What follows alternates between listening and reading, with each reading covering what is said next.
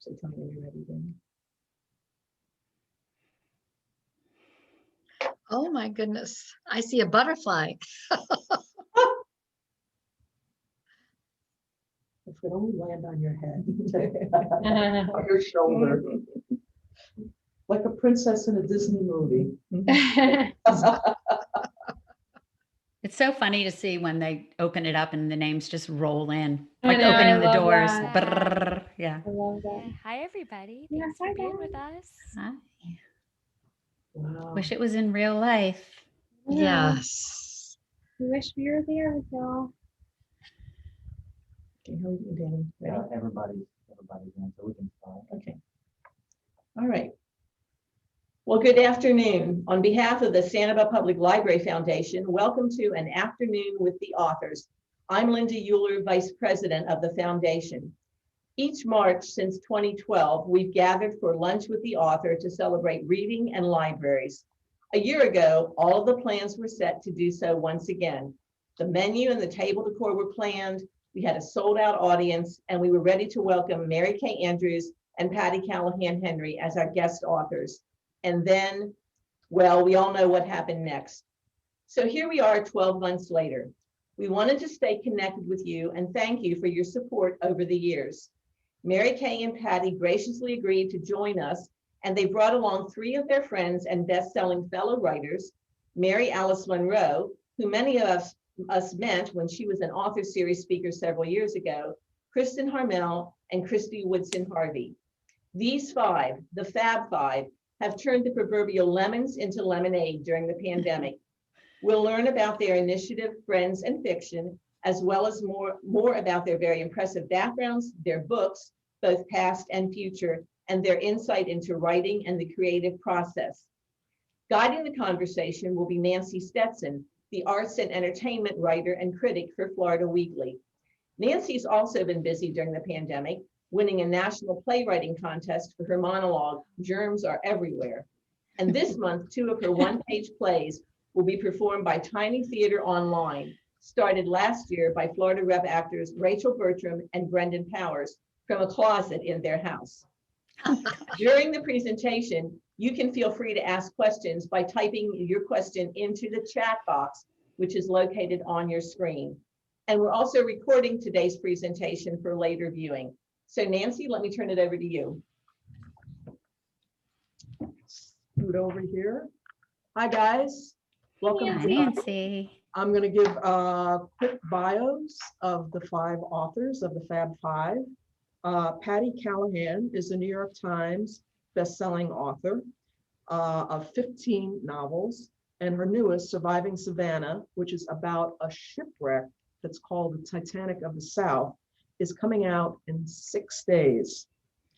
Mary Kay Andrews is a Florida native. She's a New York Times best-selling author of 29 novels, and her newest is The Newcomer, which is set on Treasure Island. Woodson Harvey is the USA Today best-selling author of 8 novels, and her forthcoming novel is Under the Southern Sky. And she blogs daily about interior design on her website, Design Chic. Kristen Harmel is the New York Times bestselling author of more than a dozen novels, including the upcoming Forest of Vanishing Stars. And she grew up in St. Pete, and she lives in Orlando.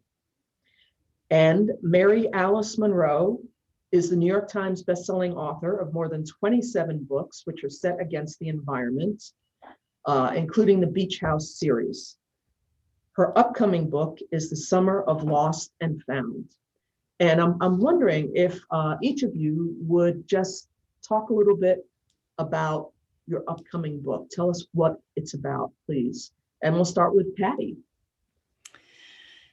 So it comes out in 6 days, so we'll start there. Exciting. But it is a historical novel based on a very true and real shipwreck that happened, carrying the elite of Savannah that were heading north for the summer. It is told in a dual timeline because just when I started to research this novel, a shipwreck hunting company found the ship in real time 3 years ago. Oh, wow. So now the shipwreck hunters were bringing up the lost stories. I was bringing up the lost artifacts. I was bringing up the lost stories. And I melded those two things. And now we have the novel Surviving Savannah. Mary Kay? Yeah, my new book will be out May 4th, and it's actually set right there on the Sun Coast on Treasure Island. I grew up in St. Pete, and this story has to do with a young woman who is fleeing for her life from New York. Mm. She arrives at a rundown mom and pop motel on Treasure Island at dawn one day, and she has a little girl in the back seat, a little 4-year-old who is not her daughter. So stuff happens, and the motel is called the Murmuring Surf, and she and her passenger Maya are the newcomers. So that's a little bit, it's got a little bit of romance, a lot of mystery, it's fun, and I think people will enjoy the familiar Suncoast setting. I think a lot of people come to Florida to escape. Yeah. Christy? Well, first, I just needed to tell you, if you need any help with that germs are everywhere, I am a major germaphobe and could probably really use some insight. I was like, yes. It was actually based on my grandmother, who was a real germaphobe. Well, my husband had a towel made for me last year that said, that saying, wash your hands and say your prayers because Jesus and germs are everywhere. Oh my gosh. Okay, that has nothing to do with my book, though. Although my book is Southern, so I think that helps. But it is about an investigative journalist named Amelia who inadvertently discovers that a cluster of frozen embryos belonging to her childhood friend Parker and his late wife Krueger have been deemed abandoned. And she is then put in the position to have to tell Parker that what is effectively the last remaining part of this woman that he loved so much is its fate is sort of up in the air, and then he has to decide what to do with these embryos. Does he want to become a single father, or does he just want to let them go? And so we get to see the story told through the eyes of Amelia, who is the journalist, Parker, her friend, Amelia's mother, Elizabeth, her good Southern meddling mama, I'll say, and Parker's late wife, Krueger, through her journal entries. And so all of these characters have a secret. And as those secrets are revealed, we ultimately find out what's going to happen to these embryos. And it comes out 7 weeks from today, which seems like a long time, but it's not. It's not. It's the blink of an eye. It really is. Mary Alice? Hi. I'm delighted to say hello to everybody in Sanibel. This is the Summer of Lost and Found, which I'll share a secret with you. The title was thought up of by Kristin Harmel. So thank you. It's a great title, one of my favorites. And it's one of the Beach House series. And I know many of you have been reading that series for some time. Those of you who haven't, it's a family saga. We're going now in this book to the new generation, the young ones. And it's the story of what happened in this past summer. It's been a summer like no other. And I really was curious to observe what changes we went through as families, as young people moved back in home, as people had to reinvent themselves, as different generations the older people might have been more fearful, like Kara's generation, and Flo now is in her 80s and facing Alzheimer's. So everyone's being protective of that generation.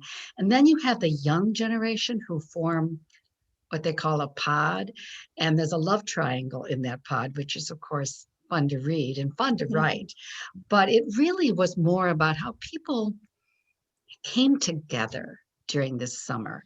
And there are turtles in it. So as you know, along the southeastern coast, even the turtle duties were affected by the pandemic, how we handled the nests and how we were able to not walk the beaches, and we couldn't have inventories. I don't think y'all had inventories in Florida either. You weren't allowed. But at any rate, that's part of that in the marine life that I cover. But for the most part, it's about the people and the families and what's going on in our own backyard. And it's called The Summer of Lost and Found. Thank you again, Kristen, because we may have had a frustrating year, but we also found so many wonderful experiences, treasures, and memories in this year like no other. And one of those things is your friends in fiction show. Amen. I don't know if that's the right word to use, show. It's every week at 7 p.m. on Wednesdays. It's on Facebook. It's on YouTube. Anything else? Is it on anything else? Any Well, other? we need to introduce, we just need to. Kristen's book. Yeah, Oh, we I'm sorry. forget about her. I missed you. I apologize. Thank you. No problem. Thank you. There are a Forgive me, lot of us. Kristen. I don't know how I jumped you. Okay. No, don't There's worry a about it lot at of all. us, yeah. Yeah, there's five. You know, because there's Mary and Mary Ann and Mary Kay. Oh, you got the Christians. Yeah, and Yeah. Kristin Harmel and apologize. Kristen Harmel look the same. We all kind of blend together after We a while. do. We do. Actually, wouldn't you all say we've all started thinking with the same brain regardless? Yeah, I mean, I yeah. understand. So- Yeah, 100%. In fact, if you would like one of us to tell everyone about the Forest of Vanishing Stars, I was going to say, we could each take a turn. You said one brain shared with brain. five The cover's amazing. Okay. Thanks. Yeah, Kristin the fourth. Harmel is a New York Times best-selling author of more than a dozen novels, including the upcoming Forest of Vanishing Stars. And she grew up in St. Pete and she lives in Orlando. Yeah, thank you. So the Forest of Vanishing Stars. Oh, it's okay. No worries. The Forest of Vanishing Stars. I like to write about World War II. My last several novels have been World War II. My last several have been World War II France. I used to live in France for a little while, and I'm very drawn to that. But this is actually World War II Poland, and it was inspired by knowing these real life, incredible stories of Jewish refugees who survived the war by hiding deep in the heart of some of the dark forests in Eastern Europe. This book takes place in one such forest, and it's about a young woman who was kidnapped from her German parents when she was just a little girl, raised alone in the woods by her kidnapper. And after her kidnapper dies, she comes into contact with a group of fleeing Jewish refugees, and their lives intersect in a way that changes them all profoundly and changes the course of their lives. So it's a story of survival and of a woman coming into her own and the difficult choices we make in the darkness. It's coming in July. And the pub dates Now and show the crafts- cover.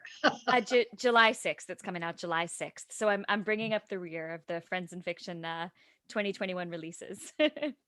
Well, no, early first half of 2021 releases. Sorry. Yeah. Yeah, that's right. Oh, yes. Oh, yes. I'm curious how Friends and Fiction form, this group that you have every week on Wednesdays online.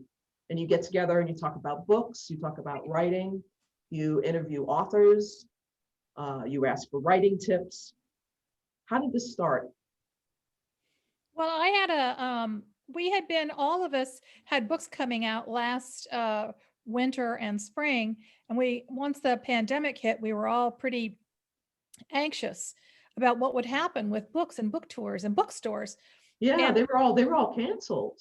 Yeah, Mhm. yeah. I had a professional Zoom account and I knew everybody except for Kristen, which is weird because we, grew up in the same town, although she grew up, a couple decades after me. But Well, no. so anyway, we got on a Friday afternoon, a Zoom call, like a happy hour. We all had a cocktail and we kind of thrashed it out, right, ladies? Yeah. Yeah, and then we did a couple of them without going on Facebook. And then I think it was, I don't remember who said, I think people would love to hear us talk about these things because they're the things everybody is talking about.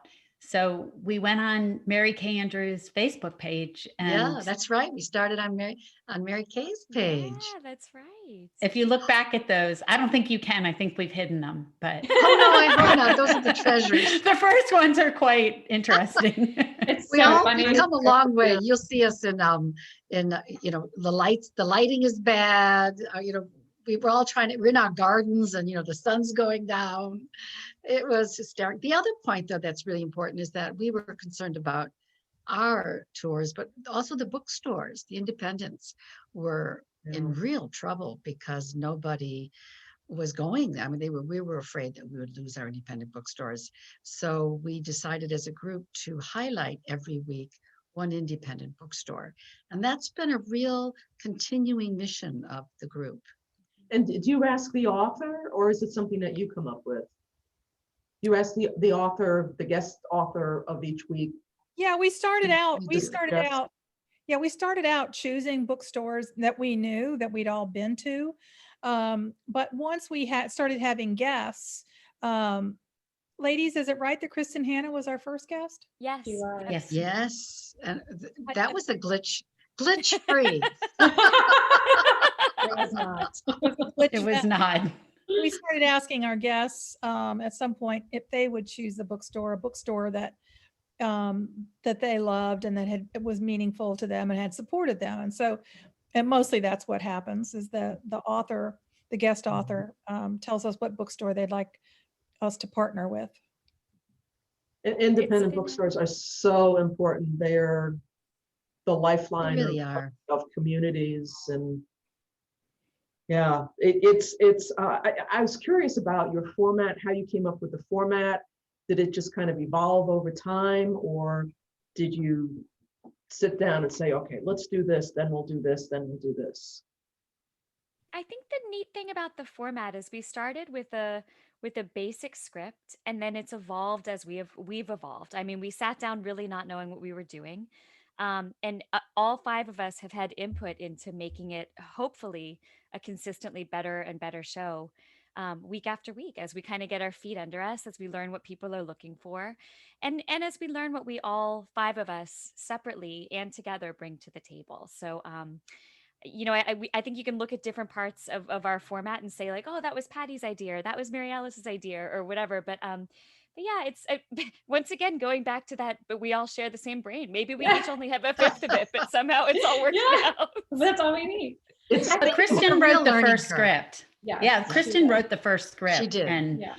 and then ever since then we've kind of, but she wrote it and we all just kind of fumbled onto the screen doing our parts and have learned what works and what doesn't. Yeah. And I And think like I that said, the- it's been a real learning curve for all of us, and we've enjoyed it. It's been a lot of work, but nothing that's not, I don't think, pays off. It's really been we are so surprised and overjoyed by its success. yeah, and this amazing group of readers that has come out of this. I mean, I think we're 33,000 members or something in our Facebook group for something that we were only planning on doing for a few weeks. And I think the script reflects them as well. I mean, I think as they continue to have, they have a lot of input about what they want to see, and we know them. I mean, we know, the people that are showing up consistently every week to watch the show. And so when they say, we want to see more of this, or we wish you'd do this, or could you have this person, we're listening and we're implementing that, because it's for us and it's for the bookstores, but I think increasingly it's for the viewers too. They're really the lifeblood of the show. Absolutely. And we hope you all join. Come on over to Friends in Fiction. We have so much fun. It is. It's fascinating. I would highly recommend it. All of you have been on book tours. All of you have been interviewed. What have you learned from those interviews, from being on the other side to doing it now, to interviewing authors yourself? Are there things that you learned that you said, oh, I would never ask this, or, oh, that's a good question. We have to be sure to ask people that when we have them on. One of the Patty, things I you think tell we- your question, Patty's question. Yeah. Yeah, and I think, oh, thanks, Mary Alice. I think one of our favorite questions we ask guests is, what were the values around reading and writing in your home growing up, and how has that influenced what kind of writer you are? And it has been, for me, I think for all of us, one of the most fascinating answers to hear from the variety of guests, to hear how writers have grown up to become the writers that they are, the varied experiences. And that is one thing I learned, was that if you can get that out of them, the conversation really opens up in a different way. What kind of responses have you gotten to that? Can you remember some of them, any that stand out for you? Yeah, I think I remember we had Karen Slaughter, who writes these international best-selling thrillers. And Karen basically said that reading and books were not a big value in her house when she was growing up. And it wasn't until later that, I mean, she was a reader, but it wasn't that important in her family. And that was a different kind of answer than we had heard from other authors. Tough room, a rum. Remember her answer? It was so fascinating because she came from a culture that didn't prize women's education. And or certainly not her own opinions. And so reading, and yet she was a great student, and she could privately go to school. And she did. What was wasn't she advanced degrees? Refresh my memory, but she. Yes, but only because her husband let her. Yes. Which is yes, extremely yes. unusual in her culture. Yes. She wrote the book "A Woman Is No Man." If some of you have read it out, and that book is partially autobiographical. So if you've read that book and you were sort of horrified by it, as I'm sure, I mean, as I know we all were, it's partly based on her own life experiences. And one of the comments she made that, and I think we were all stunned by it, was she was reading about all these women who were strong, and she felt obliged. How can I be strong myself? And she changed her life as a result of reading. So that was, I think, to me, one of the most powerful answers. We get so many different ones. I mean, you just have to, if you go to our website, y'all can listen to all our old shows. They're all there. And I think every author that we've had has had his or her own take on that, which is so fascinating, and we love that question. Is that something that each of you would like to answer? Okay. Sure. Oh, good way to turn the tables, Nancy.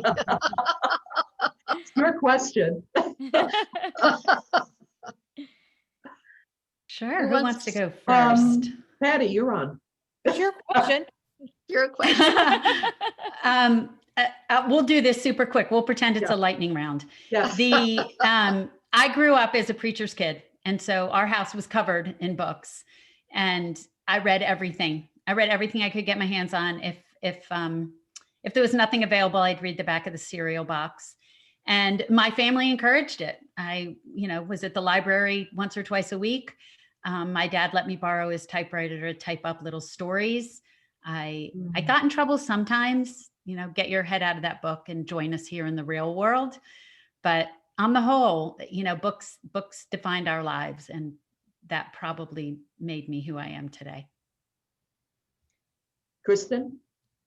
Yeah, books and stories were a big part of my life too. I remember going up in my grandparents' attic and taking the old Hardy Boys and Nancy Drews and Bobbsey Twins that my mom had read, in the 50s, that now I was having a chance to read. And I loved that idea of just having, these books shared from generation to generation. But I've been writing stories as long as I can remember. My mom has found picture books like a Bobbsey twin book I wrote when I was 6 about the Bobbsey twins going to Ohio to solve the mystery of my dad's missing solid gold tuxedo, because apparently I thought my dad had a solid gold tuxedo. I don't know, but but yeah, it's oh my gosh, I love that. But as Patty said, I think those early experiences shaped me into the writer I am today, and I think that's one reason why it's so important to encourage kids to read, whether there are kids or neighborhood kids or whoever. It's important to get kids reading. Mary Alice? Well, I'm one of 10 children, and that shaped just about everything I did in my childhood. And going to the library was always such a big deal.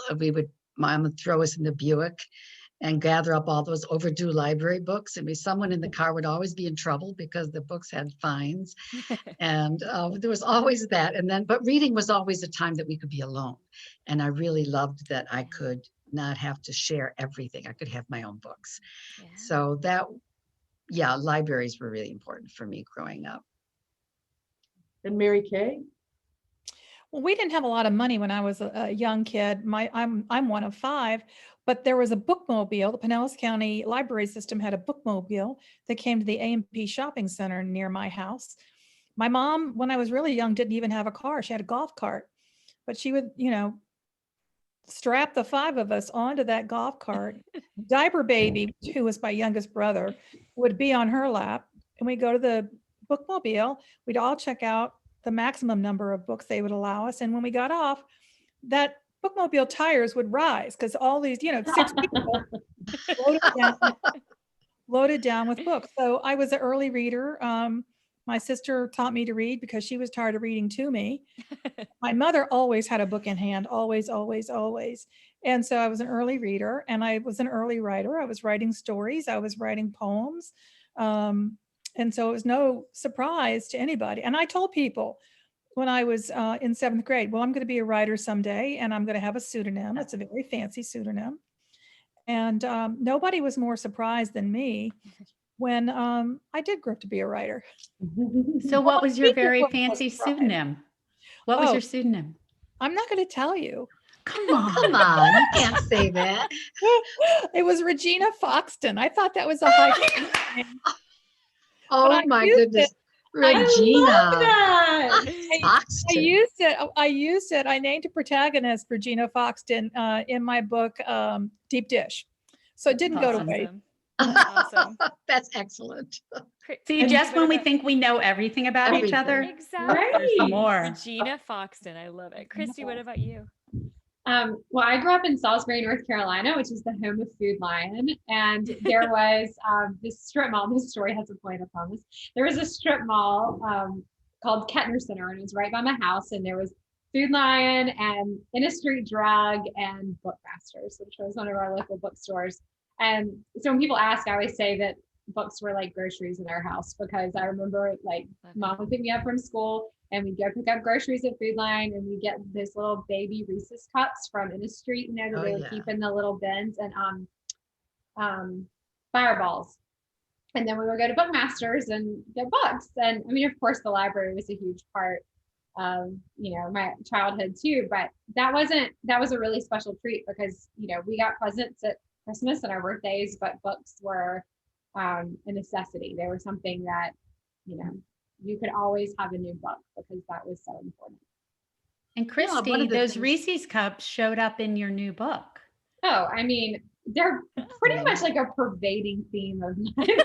They're in the new book, which is it's such a beautiful book, but it just hit me that the protagonist uses Bill those loves Reese them. treats. Yes, she does. Yeah. They're like her emergency. She keeps an Their emergency stash. My mom That's so keeps an funny. emergency stash. One of the things that I was going to say that certainly, again, with the 10 kids, you couldn't help but not, but I think probably true for most of us, is that it's all about imagination when you're young, if you want to be a writer, but the books fed that. And I remember we used to act out scenes from books that we watched, or we really created down in the basement or outside in the forest. We would create these villages, and the imagination was so great because we read and because we were outdoors wild. And that's, I think, one of the things that I really care about for our children and our grandchildren is giving them the opportunity to unplug and get outdoors. But I would bet every one of the women that we're talking to today had this imagination that went wild, especially after reading. Solid gold tuxedo. Can you get more mean, imaginative? No. Just kidding. That's I want to read that. me too. Maybe Regina Foxton can help you revise it. Yeah, Regina, can you help me? I was the middle of 3 sisters, and so we would be the Nancy Drew and her friends Bess and George, and we investigated crimes in the neighborhood. We had a neighbor for years. This couple, we called them the new neighbors, and we thought they were highly suspicious because they didn't have kids. Because in the neighborhood we grew up in St. Pete in the 50s and 60s, everybody had a slew of kids. So we stalked their house, we staked it out, and we stalked. I can't remember why we That's stalked. what I'm talking about. Yes. We stalked a mailman. I can't remember what we found suspicious about him, but I had a detective agency with a friend down the street too, also in St. Pete. We could have joined forces. Oh my gosh! I know had one too. Oh my gosh, that's crazy. the girl who her name was Jenny Saylor, and her mom sold Mary Kay Cosmetics products. So we would get into like the free samples, Yeah. make our faces up like we thought we looked grown up, but I'm sure it looked hideous. And we'd go like lurking around the neighborhood, investigating people, thinking That's they'll hilarious. never recognize us because of this makeup. You were incognito. That's Oh, awesome. that's That precious. that leads to another question I wasn't planning on asking, but how many of you read Harriet the Spy then when you were young? Yeah. Because I remember talking about that book with friends of mine, and they said, "Oh my gosh, that's what made me become a journalist."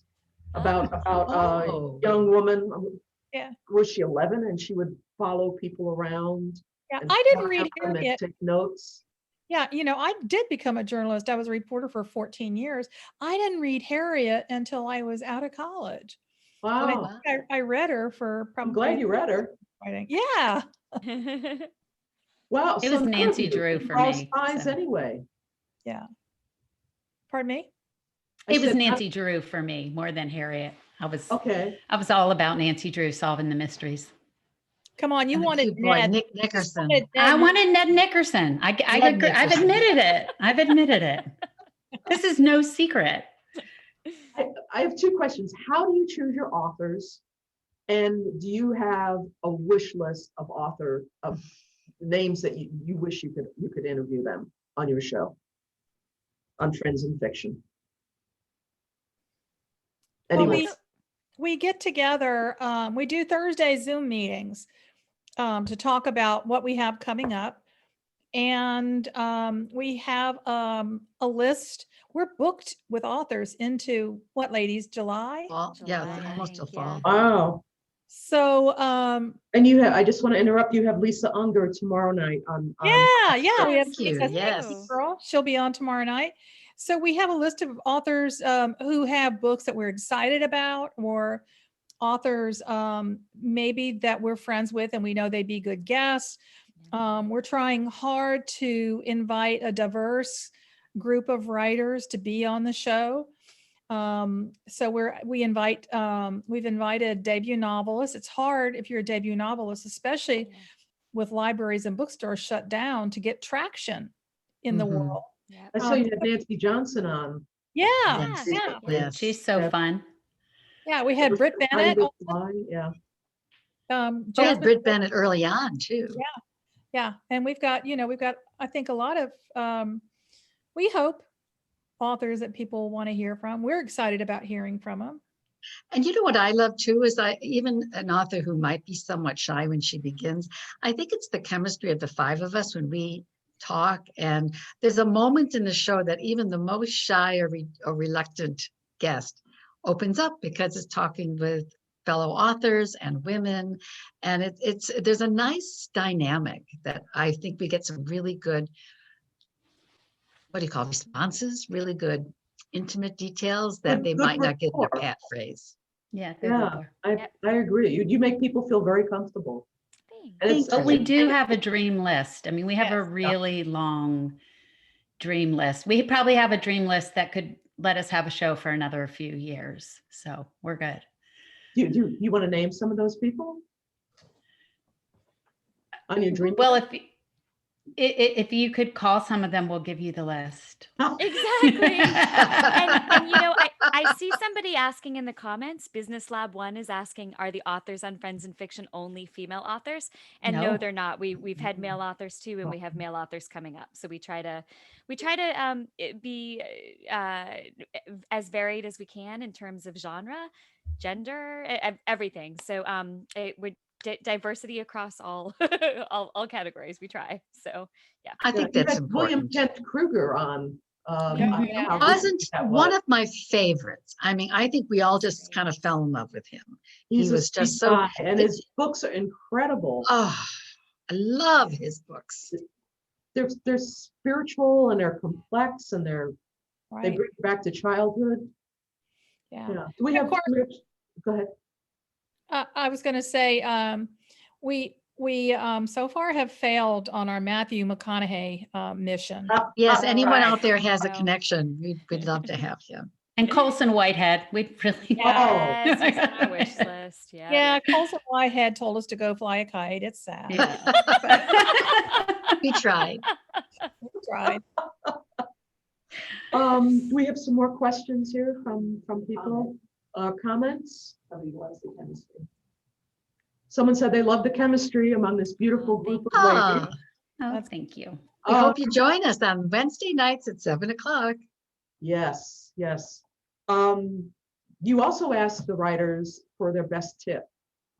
And I'm wondering Yes. if you want to say a tip that stood out for you or a tip that you would give to writers. Okay. And Patty, since you said okay and you're on the screen. Oh, I was just agreeing, just nodding. Well, I remember just last week, Kristen Hanna, she came back and she's one of our very favorite. I mean, You gotta we give her just love twice, her. haven't you? I mean, she's a superstar, but she always comes back. We're so blessed.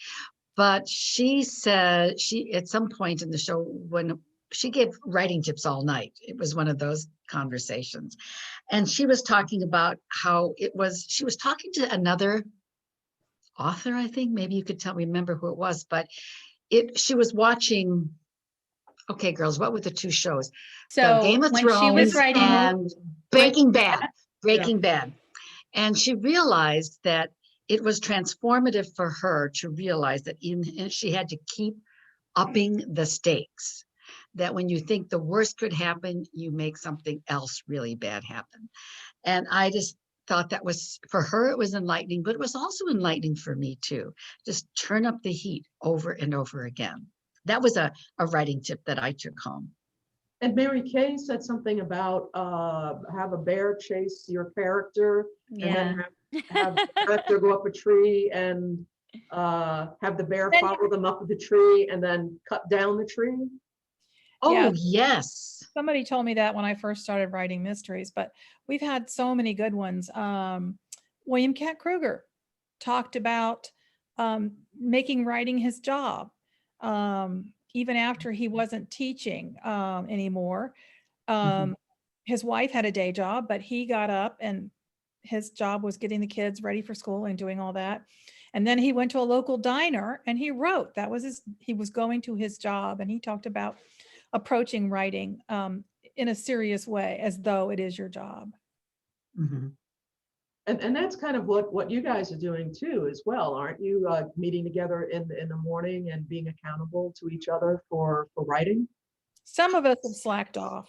We're starting it up again, though. Kristen's going to snap the whip. It's definitely a real job, if that was the question. We definitely Yes. treat it that way. Yes, it's definitely a real job for all of And then us, some, for yeah. sure. Yeah. And then some. Yeah. Yeah. Who else with writing tips?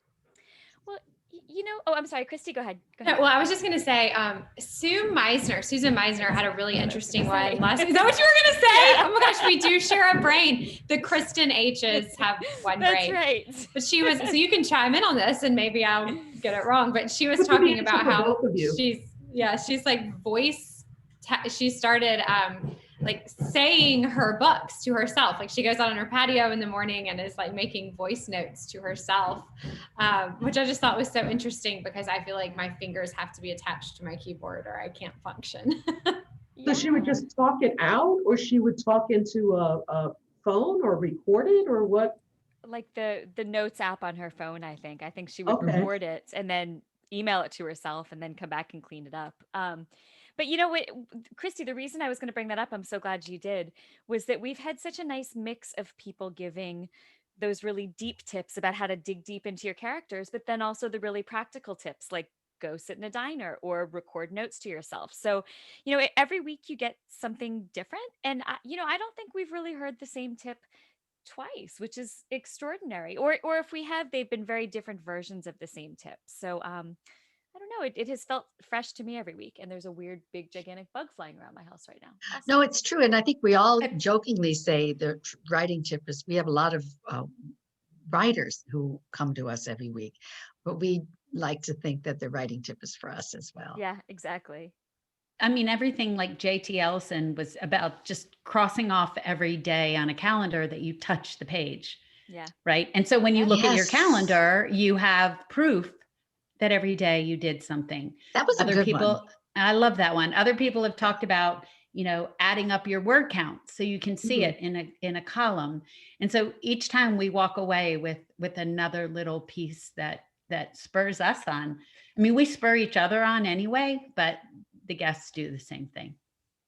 I And know even when, if it's not something that we necessarily want to employ ourselves, it's just so interesting to hear how people write and like how their How other brains people work. work. And yeah, exactly. It's so interesting. And there is no one right way. Everyone has to do Yeah. it their own way. Yeah. whatever works for you. Yeah. Exactly. I was going to say, I remember interviewing Scott Turow, and I was asking him about his writing process and if he has a word count or page count for every day.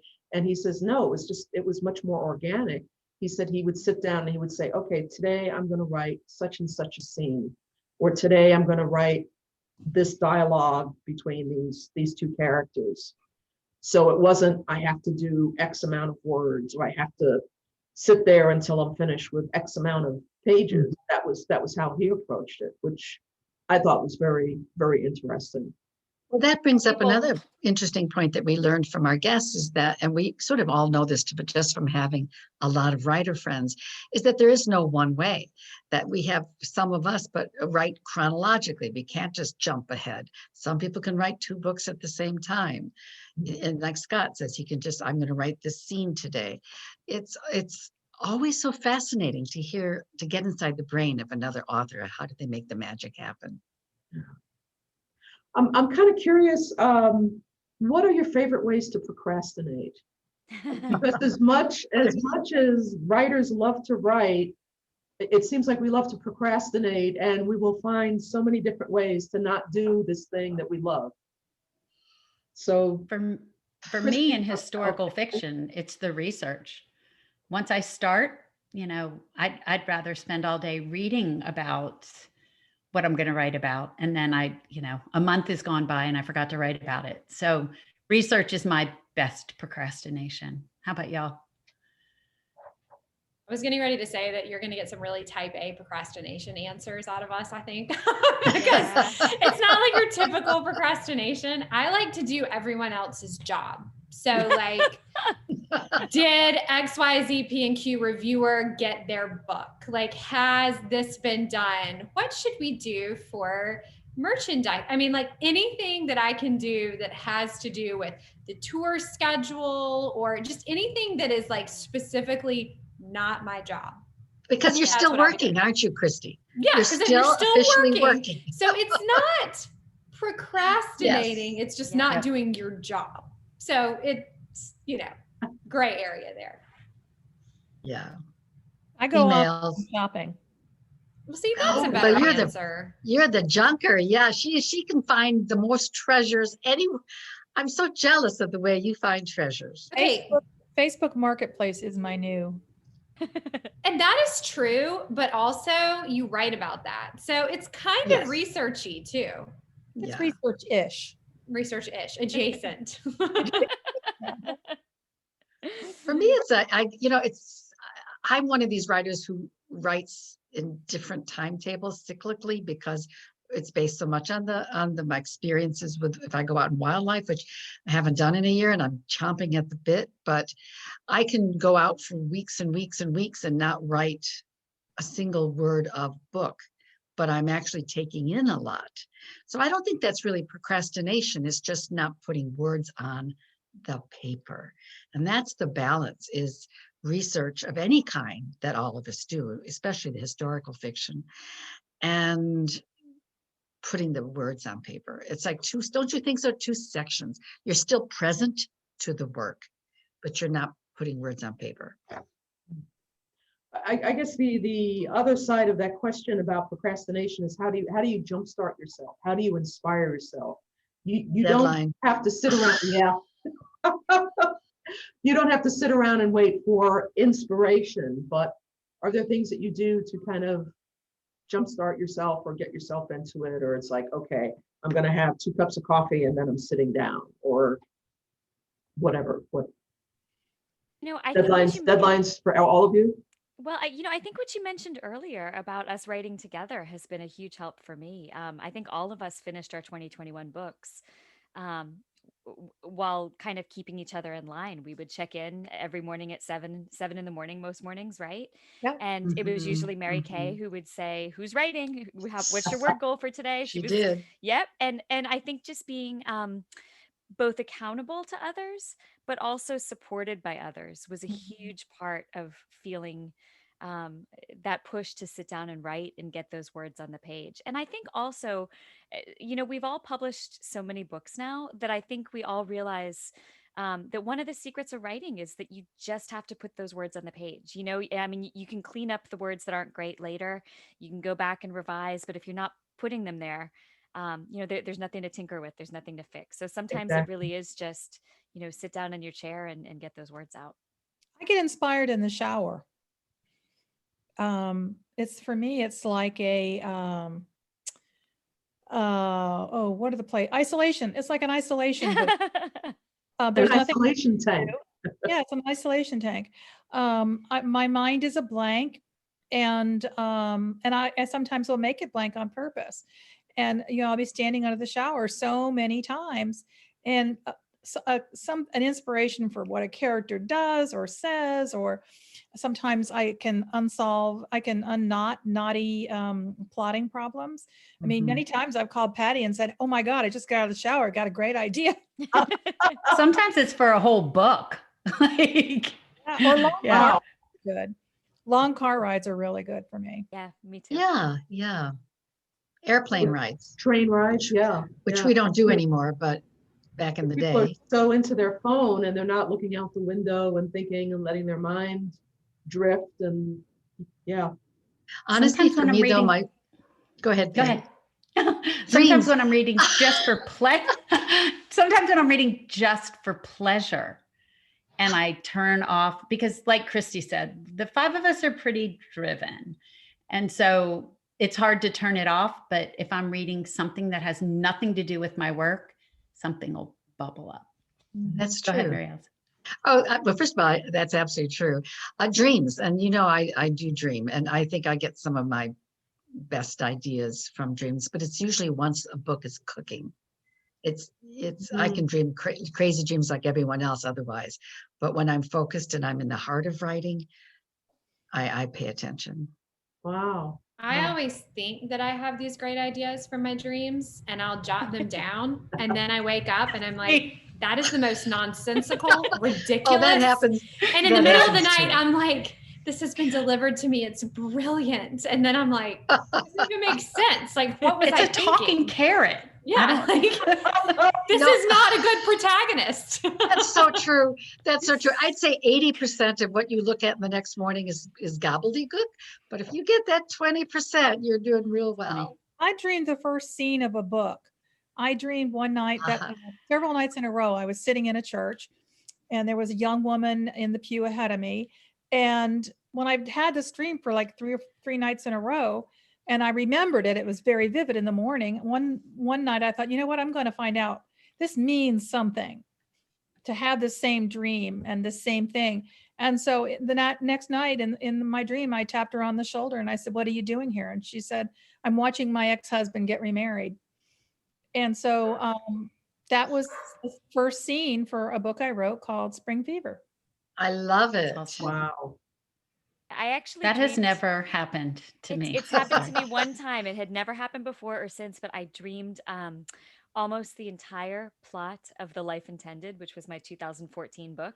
Woke up, with the entire plot in my head. Of course, I had to work out, the details, but it was all there. That has never happened to me before. I don't think it'll ever happen to me again, but yeah.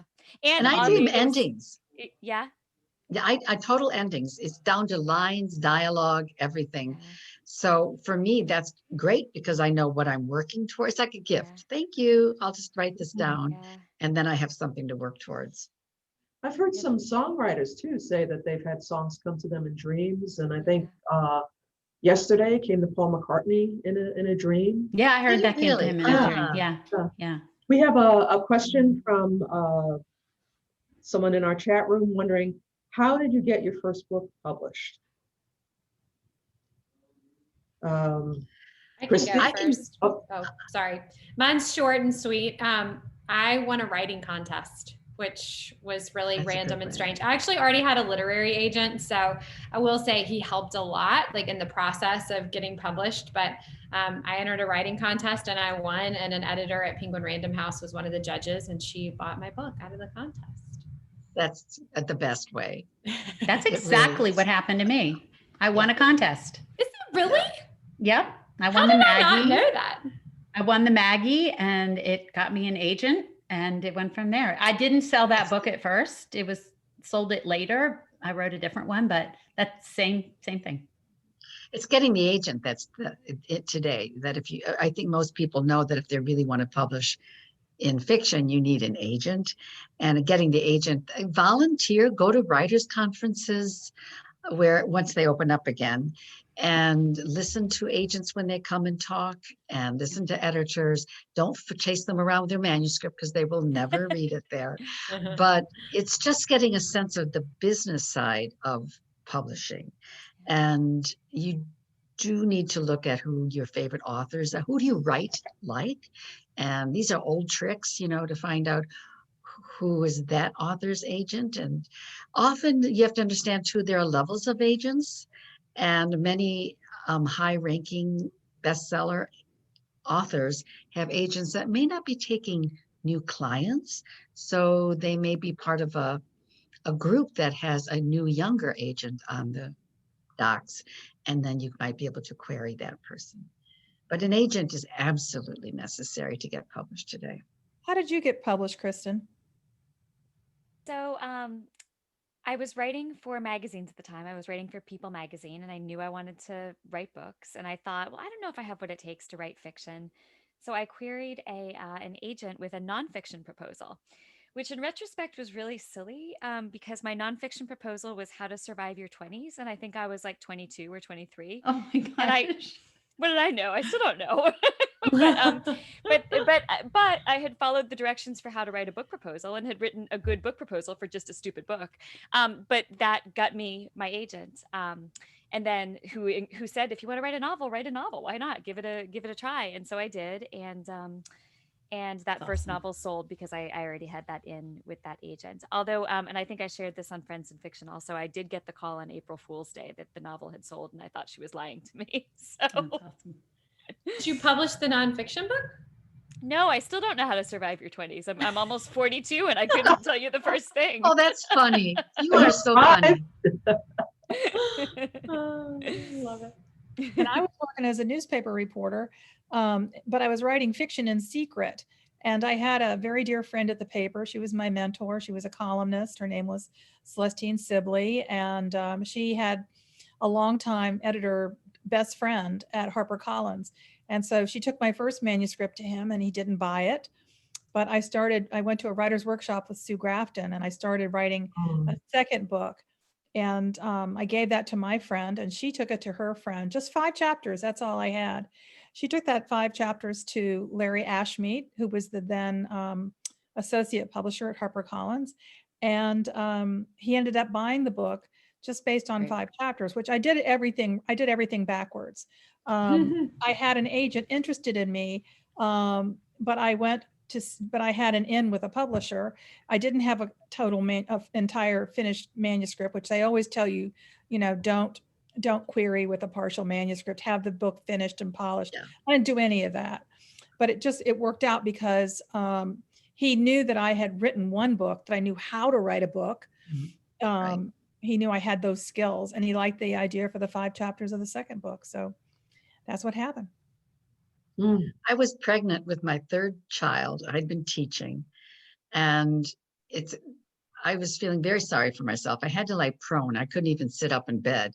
And this was July through October. And I could get up twice a day to either go to the bathroom or shower. And that was it. Otherwise, so my husband took the TV out of the bedroom and he's a psychiatrist. And I was ready to divorce him because what am I going to do for 4 months? And he gave me a yellow legal pad and a pen. And he said, Mary Alice, for as long as I've known you, you've wanted to write a book, but you've never had the time. Now you have the time. And so I literally wrote my first novel, on my back with a pencil, because pens run out of ink if you're upside down. And so once I had that first, there's a word, not so good first draft, I didn't know what to do with it because there were no internet back then. This was a long time ago. And I went to the local library in Bethesda, Maryland. And there was a skinny little blonde woman talking about a writers group. And I needed to join something, right? And that's why I recommend join a writers group. So I joined, and it was the Maryland chapter of Romance Writers of America. And that was Nora Roberts. And it was the opening of a group that really helped encourage.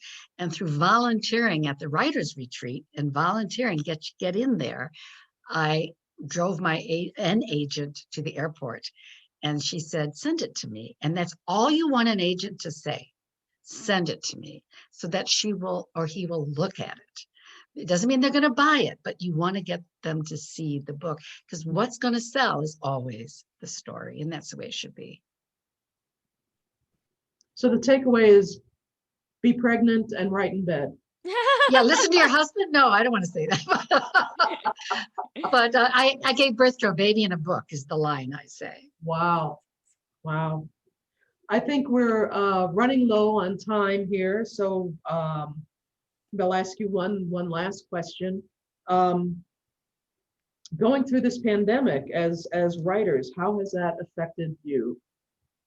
And are there anything that you would want to share that you have learned from this during this time? About yourself, about being a writer? Mary Kay? I think what I learned was that that I wasn't as powerless as I thought I was at the beginning. That I had power. I had the power to write, and I could write no matter what. And I could maybe I couldn't go on book tour. Maybe I couldn't do all the things I love to do, but I have a laptop computer, and I have a certain set of skills. And I learned that set of skills could do the job. So I think I learned I had to control my own destiny, which was to quit feeling sorry and get busy and work. Mm-hmm. Kristen? I think I learned that there's always something you can do to make the world a little bit better. I mean, I think we all have endeavored to do that with Friends in Fiction. I hope that we have in some small way. But I think that's a lesson that's carried through to all of our 2021 books. It's something I feel like we've all internalized and written about, this idea of, and maybe it's something we've been writing about all along, and it took something like this to, put an exclamation point on it or to underline it for us. But just this idea of being able to bring light to the darkness, and that's not a new idea, and this isn't the first time in human history that we found ourselves in a difficult time. So I don't know, just that idea of a universal feeling we're all experiencing together, and the fact that it's reflected in the past and in the fiction we write. Christy? I think I'll just go ahead and speak for our collective mind, but I think that we're resilient. I mean, I think we all were sort of panicking because we had to launch books, and not only did we feel like our careers were in serious jeopardy, but we felt like the careers of the people that support us and sell our books were in serious jeopardy. And we didn't whine about, we whined about it a lot, but we've whined our way to, we're still whining. We are continuously whining, but in the whining, I think we found a way to whining and whining. We found a way to take some of our power back and to learn how very much we can pivot. Because I can tell you in those early days, it was like, okay, well, you're not going on tour, but we're going to do this. Oh no, now we can't do that because that's not going to work. So now we're going to do this. And we were making these decisions on a daily basis, as a book was launching. And so I think we learned, we can pivot. And as Mary Kay said, we can write. I think we're all ahead and ready going into our next stories. And I don't ever want to repeat it again, but I feel like we've taken away some good lessons from it. Patti? I think everything Mary Kay and Christy and Kristen said. And one of the biggest things I think we found was that even when the outside world changes, that doesn't change what we value as writers and as women and as friends. So as writer pals, our community mattered to us. That's why we go on tour. That's why we hang out together. That's why we do events. And when the world shifted, what mattered to us didn't shift. And I think that's really important because we had to figure out what to do about it, but we didn't let what was really awful change what was important to us, which is our writing, our families, our community. That stayed the same. And I think that's really important to know. Mary Alice? Oh, so many lessons. I think we all went through the 5 stages of grief when you think about it. We're finally now landing in acceptance. And I believe for me, it was, you can't, like Kirsty said, you can't for sure create a plan. You have to be prepared to pivot. And in doing that, knowing that you really can't make a for sure plan in the future, it takes away the living in the future, the living in what's to come, to always having plans and then forgetting to live just for today. And I think for me, there's been some really beautiful moments of serenity and paying attention to small details and being home more than I've ever been home before. And the quiet serenity and enjoying what's outside my window and every day is basically what Toll always writes about, living in the present. So that is probably a lesson that I'm going to continue way beyond this COVID pandemic. All we have is now. Yes. Are you going to continue Friends in Fiction? Oh, When yes. everyone has. I hope so. If y'all I come. hope so too. Yeah, we have so many plans in place for the future. We're always looking forward and looking at the ways we can grow and better connect with our readers and our viewers. So yeah, we'll be here long after you're sick of us, right? Like long after you want us gone, we'll still be And here. we'll always have lots of wonderful new authors. You should see what we have coming up. Some amazing authors. So stay tuned. Well, it's incredible to watch, to go back and watch the episodes that you've had, and it's like, it's so addictive. It's like, okay, I'll just watch another Good to know. one more. Thank you. I like that. That's a good blurb. Wonderfully addictive. I love it. Yeah. And I think I may have failed to mention that you also have a newsletter that people can subscribe to. And you are also now columnist for parade.com, for Parade magazine. Do I have that correct? Yep. And you Once a are week. alternating, so people can go online and see that, or if they have Parade in their daily newspaper, they can, Sunday paper, they can see that. I think we're running out of time. Yes. Thank you. It's been fun. And I think Linda Euler is going to say some words now. So thank you so much. It was really Thank great you. talking with you all. Thank you very for much. having Thank us. you, Thank Nancy. Thank you. You were a great interviewer. And we have one final comment from our audience saying, you gals have brought a ray of sunshine into our lives. And I think it's true. I think we all have Aw, a thank new you. friend Thanks, and a to be read file that has just grown incrementally. So. That's so nice. So thank you all for taking time this afternoon to join us. We appreciate it, and we look forward to seeing you on Sanibel soon. And final thoughts, one of the goals you've mentioned is that you want to showcase independent bookstores. So we want to give a shout out to Macintosh Books and Papers, which has been here on Sanibel for 61 years. Longer We're than waving anybody at else you, in the room has been Macintosh. here. I'll take that. Their friendly and helpful staff prides themselves in making great recommendations. And I'm not sure that you all realize that as an island resident, you get a 10% discount on paperbacks and a 20% discount on hardcovers. So we ask you to patronize Rebecca at Macintosh, and they have a good selection of all of our authors' books, and they're happily taking orders for the new books to come. So make sure that you let Rebecca know that. So thanks again for tuning in. And until we can gather together in person, stay safe and happy reading.